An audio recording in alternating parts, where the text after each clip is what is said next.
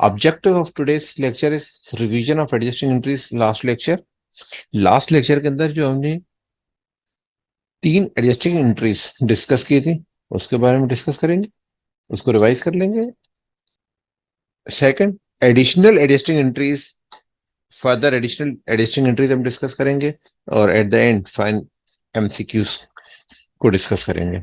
Let's move.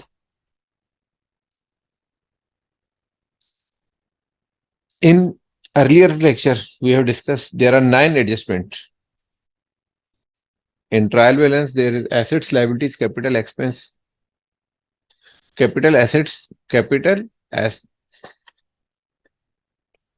assets, expenses, liabilities plus capital plus revenue. Assets के अंदर further 2 types के assets हैं, non current assets and current assets. तो हमने previous lecture में डिस्कस किया था कि नॉन करंट एसेट्स की एक एडजस्टमेंट होती है, करंट एसेट्स की टोटल 3 एडजस्टमेंट होती है, एक्सपेंसेस की 2 एडजस्टमेंट होती है, लाइबिलिटी की एक एडजस्टमेंट होती है, रेवेन्यू की 2 एडजस्टमेंट होती है। लास्ट लेक्चर में हमने डिस्कस किया था तीन एडजस्टमेंट हमने डिस्कस की थी, एक करंट एसेट्स की और 2 एक्सपेंसेस की। और आज हम जो डिस्कस करेंगे वो लाइबिलिटीज एंड रेवेन्यू की डिस्कस करेंगे। और लास्ट लेक्चर के अंदर जो बात की थी, अगर ट्रायल बैलेंस में एसेट्स हो और एसेट्स की वैल्यू आपकी डिक्रीज हो रही है तो आप एक्सपेंसेस को इंक्रीज करेंगे। एक्सपेंस इंक्रीज करेंगे तो एक्सपेंस डेबिट होगा, और एसेट्स को डिक्रीज करेंगे तो एसेट्स आपका क्रेडिट होगा। सेकंड एडजस्टमेंट थी कि अगर ट्रायल बैलेंस में एक्सपेंसेस हैं और एक्चुअल एक्सपेंसेस आपके रिकॉर्डेड एक्सपेंस से कम है तो एक्सपेंसेस को कम करेंगे, एक्सपेंसेस को डिक्रीज करेंगे तो क्रेडिट करेंगे, और एसेट्स को जितना एक्सपेंस को डिक्रीज करेंगे उतना एक्सपेंसेस को एसेट्स को आप इंक्रीज करेंगे।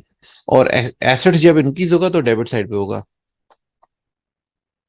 थर्ड थी कि अगर ट्रायल बैलेंस के अंदर आपने जो एक्सपेंसेस रिकॉर्ड किए हैं, एक्चुअल एक्सपेंसेस उस एक्सपेंसेस ज्यादा है तो आप एक्सपेंसेस को इंक्रीज करेंगे और उतने ही लाइबिलिटीज को इंक्रीज करेंगे। ये लास्ट लेक्चर के अंदर हम डिटेल इन एडिशनल एंट्रीज को डिटेल विद एग्जांपल्स डिस्कस किया था। आज हम फर्दर एडिशनल डिस्कस कर रहे हैं। Fourth number adjustment current liabilities की। अगर current liabilities, if liabilities in trial balance, अगर ट्रायल बैलेंस के अंदर लाइबिलिटीज हैं तो इन लाइबिलिटीज को, अगर ट्रायल बैलेंस में लाइबिलिटीज है और ट्रायल एडजस्टिंग में जो एडिशनल डेटा है उस डेटा के बाद आपको ये कंफर्म हो कि लाइबिलिटीज की वैल्यू डिक्रीज हो चुकी है, हमारे पास जो रिकॉर्डेड लाइबिलिटीज है वो एक्स्ट्रा है, एडिशनल रिकॉर्डिंग है, तो आप क्या करेंगे, लाइबिलिटीज को डिक्रीज करेंगे और उतना रेवेन्यू को इंक्रीज करेंगे। फॉर एग्जाम्पल, ट्रायल बैलेंस में आपने रिकॉर्ड किया है अनअर्न्ड इनकम 50,000 क्रेडिट साइड पर। अनअर्न्ड इनकम 50,000 क्रेडिट साइड पे अगर आपने रिकॉर्ड किया है, इस रिकॉर्डिंग के इस ट्रायल बैलेंस में आपके पास एडिशनल इंफॉर्मेशन जो गिवन है, एडिशनल इंफॉर्मेशन गिवन है कि income for the year is 40,000। आपकी जो इनकम है वो 40,000 है, या अनअर्न्ड इनकम इज 10,000, आपने अनअर्न्ड इनकम रिकॉर्ड की है 50,000। यहां पे आपको कह रहा है कि आपकी जो अनअर्न्ड इनकम है वो 10,000 है। इट मीन्स की जो लाइबिलिटी 50,000 थी, अब वो लाइबिलिटीज डिक्रीज होके 10,000 हो चुकी है। तो अब आपके पास जो ट्रायल बैलेंस में रिकॉर्डेड है अनअर्न्ड इनकम लाइबिलिटी साइड 50,000, मगर एक्चुअल इनकम कितनी है, 40,000 रुपीज आपकी इनकम हो चुकी है, तो आपकी लाइबिलिटीज कितनी रह गई, 10,000 रुपीज। अगर आपकी लाइबिलिटीज 50,000 रिकॉर्ड है और अब लाइबिलिटीज 10,000 रह गई है तो आपकी लाइबिलिटीज डिक्रीज हुई हैं। लाइबिलिटीज डिक्रीज होती है, और जितनी लाइबिलिटीज डिक्रीज होगी उतनी ही आप इनकम को, रेवेन्यू को इंक्रीज करेंगे। और जब रेवेन्यू को इंक्रीज करेंगे तो क्रेडिट साइड पे करेंगे 40,000, और लाइबिलिटीज को 50,000 ऑलरेडी रिकॉर्ड है उसको 10,000 पे करने के लिए 40,000 की लाइबिलिटीज को डिक्रीज करेंगे। लाइबिलिटीज डिक्रीज करेंगे तो डेबिट साइड पे कर देंगे।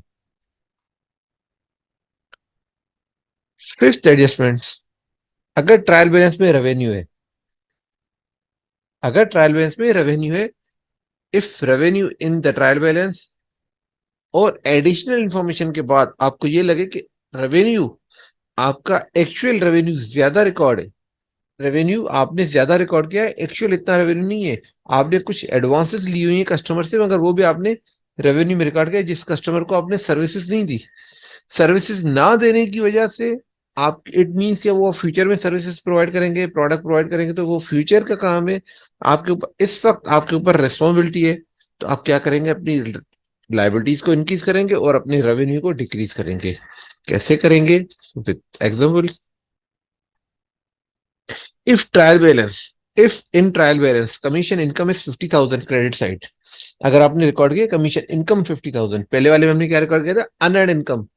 सेम को सेम एग्जांपल, पहले जब आपने पेमेंट रिसीव की उस वक्त अगर आपने लाइबिलिटीज रिकॉर्ड की तो फर्स्ट वाली एडजस्टमेंट होगी। अगर आपने कहा नहीं मैंने तो पैसे रिसीव कर लिए, मैं पेमेंट तो रिटर्न करूंगा नहीं, सर्विसेज दे दूंगा, तो सर्विसेज दे दूंगा मींस फ्यूचर की बात हो रही है, तो फ्यूचर में तो आपके पास अब तक वो इनकम नहीं है।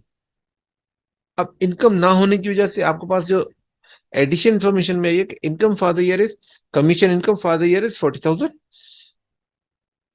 और अनअर्न्ड इनकम इज 10,000। आपकी जो इनकम है वो 50,000 आपने रिकॉर्ड की, एक्चुअल इनकम, एक्चुअल रेवेन्यू आपका 40,000 है। इट मीन्स कि 10,000 आपकी अनअर्न्ड है। दोनों कंडीशन में, एडिशन इन्फॉर्मेशन में, दोनों वर्डिंग में आपको कोई भी एग्जांपल आ सकता है।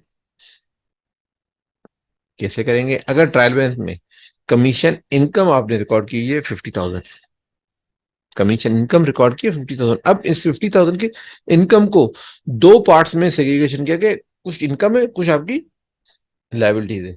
जितनी इनकम है, इनकम कितनी है 40,000 और लाइबिलिटीज कितनी है 10,000। इट मीन्स के पहले आपने जो रिकॉर्ड की वो इनकम को रिकॉर्ड किया है, लाइबिलिटीज तो रिकॉर्ड नहीं की। लाइबिलिटीज आपको रिकॉर्ड करनी चाहिए, लाइबिलिटीज रिकॉर्ड करेंगे, लाइबिलिटीज इंक्रीज करेंगे तो क्रेडिट साइड पे रिकॉर्ड करेंगे, और रेवेन्यू जितना लाइबिलिटीज को इंक्रीज करेंगे उतना रेवेन्यू को डिक्रीज करेंगे। रेवेन्यू होना कितनी चाहिए था 40,000, आपने रिकॉर्ड कितना किया है 50,000, 50,000 से 40,000 मिलाने के लिए आपको रेवेन्यू को कम करना है, रेवेन्यू को डिक्रीज करना है। रेवेन्यू जब डिक्रीज होगा तो आपका क्रेडिट, रेवेन्यू अगर आपको डिक्रीज होगा तो रेवेन्यू डिक्रीज होगा तो आपका डेबिट साइड पे होगा, और लाइबिलिटीज इंक्रीज होंगी तो क्रेडिट साइड पे होंगी।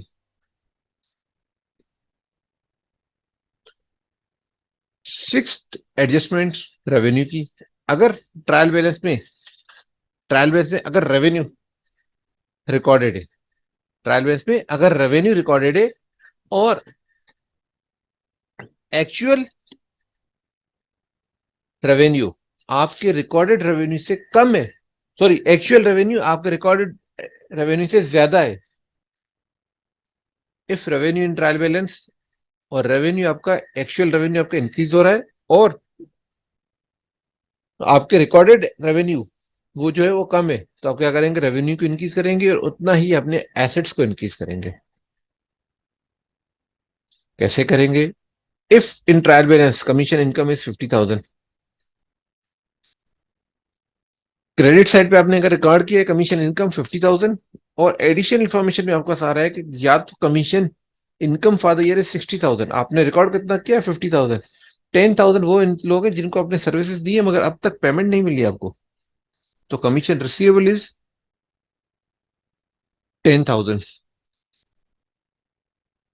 कमीशन इनकम इज 60,000, आपने इनकम कितनी रिकॉर्ड की है 50,000, तो अपनी इनकम को इंक्रीज करना है। इनकम अगर 50,000 आपने रिकॉर्ड की, एक्चुअल इनकम होनी कितनी चाहिए 60,000, और 10,000 रुपीज आपके एसेट्स होंगे जो आपको पैसे मिले नहीं है। इन कंडीशन में आपको इनकम को भी इंक्रीज करना है और आपके एसेट्स को भी इंक्रीज करना है। इनकम को इंक्रीज करेंगे तो क्रेडिट करेंगे और एसेट्स को इंक्रीज करेंगे तो डेबिट रिकॉर्ड करेंगे, तो आपके पास एंट्री होगी कमीशन रिसीवेबल डेबिट और commission income credit. Trial base में अगर लाइबिलिटीज रिकॉर्डेड है, ट्रायल बेस में अगर लाइबिलिटीज रिकॉर्डेड है और आपको ये एडिशनल इंफॉर्मेशन से ये इंफॉर्मेशन मिले कि आपकी लाइबिलिटीज डिक्रीज हो रही हैं, तो लाइबिलिटीज डिक्रीज करेंगे तो डेबिट करेंगे और रेवेन्यू इंक्रीज करेंगे तो क्रेडिट करेंगे। कमीशन इनकम अगर आपने रिकॉर्ड की है, पहले आपने कमीशन इनकम रिकॉर्ड की और आपकी कमीशन इनकम डिक्रीज हो रही है, जितनी रिकॉर्ड की है एक्चुअल कमीशन आपकी उससे कम है, तो आप क्या रिकॉर्ड करेंगे, रेवेन्यू को डिक्रीज करेंगे और लाइबिलिटीज को इंक्रीज करेंगे। सिक्स एडजस्टमेंट है, अगर आपने रेवेन्यू रिकॉर्ड किया है, कमीशन इनकम आपने रिकॉर्ड की है, और एक्चुअल रेवेन्यू आपके रिकॉर्डेड रेवेन्यू से ज्यादा है, तो अपने रेवेन्यू को इंक्रीज करेंगे और उतने ही अमाउंट से आप एसेट्स को भी इंक्रीज करेंगे।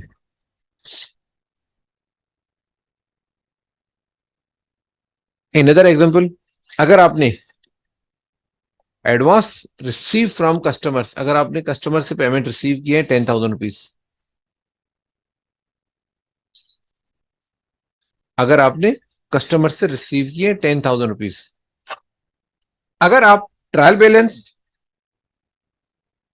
में एडवांस रिसीव फ्रॉम कस्टमर, आपने 10,000 रुपये कस्टमर से रिसीव किया है और आपने उसको एडवांस, आपकी लाइबिलिटी है और आपने लाइबिलिटीज को रिकॉर्ड किया है, एडिशनल इन्फॉर्मेशन में कह रहा है कि income for the year is 8,000, आपकी इनकम 8,000 होनी चाहिए, या आपकी एडवांस बाकी 2,000 रुपये रह गए हैं, तो आप क्या एंट्री पास करेंगे, जो आपने एडवांस फ्रॉम कस्टमर आपने रिकॉर्ड किया है 10,000 रुपीज लाइबिलिटीज, उसमें से 8,000 आपकी इनकम हो चुकी है और 2,000 रुपये आपकी लाइबिलिटीज हो चुकी है। इनकम को इंक्रीज करेंगे, लाइबिलिटीज को डिक्रीज करेंगे, इनकम इंक्रीज करेंगे तो क्रेडिट साइड पे, लाइबिलिटी डिक्रीज करेंगे तो डेबिट साइड पे। अगर आपके पास सेम चीज, अगर आपने सेल्स की है किसी को, आपको किसी कस्टमर ने पैसे दिए और आपने उसको रिकॉर्ड किया sales account, cash debit sales credit, जब आपने कैश सेल्स को डेबिट किया है, सेल्स को क्रेडिट किया है, क्रेडिट साइड ट्रायल बेस में अगर सेल्स है और आपको एडिशनल इंफॉर्मेशन में आ रहा है कि नहीं, इस 10,000 की सेल्स में 2,000 रुपये अपने वो अमाउंट है जो अनअर्ड है, हमारी इनकम है, जो हमारी इनकम नहीं है, अब तक अनअर्ड है, अब तक अर्निंग नहीं हुई, मगर हमारी लाइबिलिटी एडवांस फ्रॉम कस्टमर्स, या आपको ये कह रहे हैं कि आपके 10,000 की इनकम नहीं है, आपकी इनकम 8,000 रुपये, आपकी सेल्स कितनी है 10,000, अब इनकम होनी कितनी चाहिए 8,000, लाइबिलिटी से 2,000, तो आप क्या करेंगे, अपनी इनकम को इंक्रीज करेंगे और लाइबिलिटीज को डिक्रीज करेंगे। इनकम को इंक्रीज, सॉरी लाइबिलिटीज को इंक्रीज करेंगे और इनकम को डिक्रीज करेंगे। इनकम को जब डिक्रीज करेंगे तो डेबिट साइड पे रिकॉर्ड करेंगे 2,000 रुपये, और लाइबिलिटीज इंक्रीज करेंगे तो क्रेडिट साइड पे रिकॉर्ड करेंगे 2,000 रुपये। नेक्स्ट, अगर आपने सेल्स रिकॉर्ड किए 10,000 रुपीज, सेम एग्जाम्पल, अगर आपने 10,000 रुपीज सेल्स रिकॉर्ड किए और एडिशनल इन्फॉर्मेशन में आपको कह रहा है कि नहीं, income for the year is 12,000, आपने तो 10,000 रुपये रिकॉर्ड किया, मगर ये रेवेन्यू 10,000 रुपये नहीं 12,000 होनी चाहिए, और या आपके पास कस्टमर से रिसीवेबल होने चाहिए 2,000, तो आपके पास जो सेल्स रेवेन्यू है 10,000, आपकी इनकम होनी कितनी चाहिए 12,000, तो 2,000 रुपीज आपके एसेट्स होने चाहिए। दोनों कंडीशन में अगर इनकम आपके 12,000 होनी चाहिए तो अपनी इनकम को इंक्रीज करना चाहिए और एसेट्स को इंक्रीज करना चाहिए।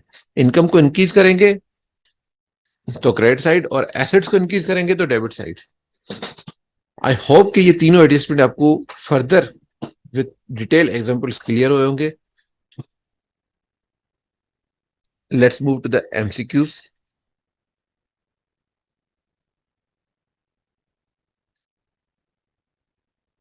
MCQs number 1, expenses incurred but not paid is known as, expenses खर्चा हो चुका है मगर अब तक आपने पे नहीं किया, क्या कहते हैं इसको, accrued expense, prepaid expense, unearned income, और नन ऑफ द अबव। इस कंडीशन में इसको क्या कहा जाता है, expenses incurred but not yet paid, अब तक आपने पे नहीं किया, this is called accrued expenses, so option A is correct. A business has paid, next MCQs, a business has paid an annual salary of 36,000 in advance to one of its employee on 1st September 2022। 1st September 2022 में अगर किसी employ को 36,000 rupees आपने पूरे साल की advance salary दी है, what amount of salary is expense at the end of the year on December 31st 2022। December 31st 2022 तक एक्सपेंसेस, सैलरी के एक्सपेंस कितने रिकॉर्ड होंगे, पे कब किया है सितंबर, तो सितंबर अक्टूबर नवंबर दिसंबर 4 महीने की सैलरी आपका खर्चा हो चुका है, बाकी 8 मंथ की अभी भी स्टिल आपके पास एडवांस है।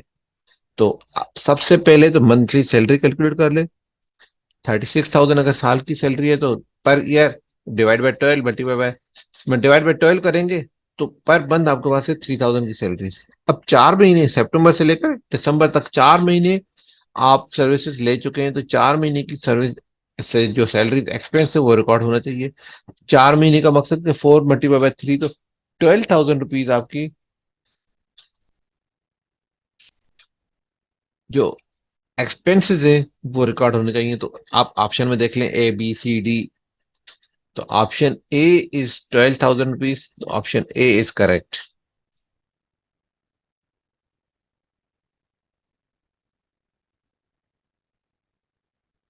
MCQs number third, rent paid during the year is 40,000।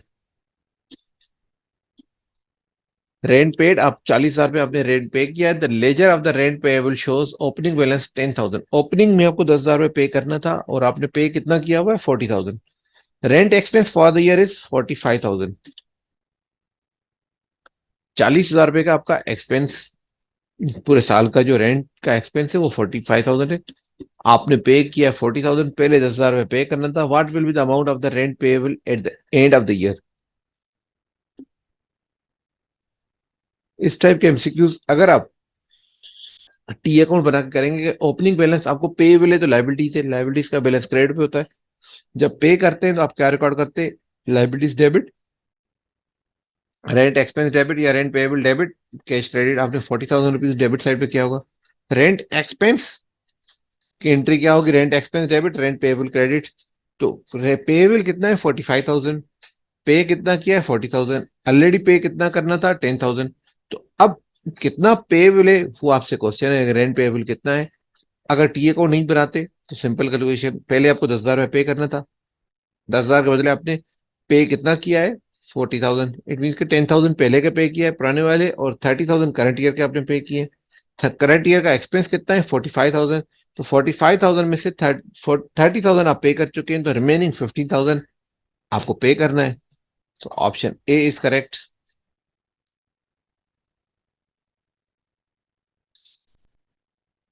MCQs number 4, which of the following is in liability account? accrued expense, prepaid expense, accrued income और unearned income.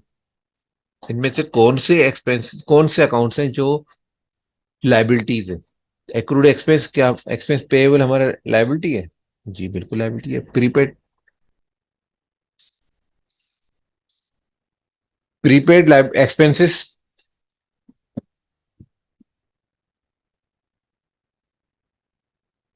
Prepaid expenses assets. Accrued income, accrued income means वो income जो आपको, आपकी income है आपको receive करनी है, तो ये रिसीव अब तक रिसीव नहीं हुई तो वो आपके एसेट्स है।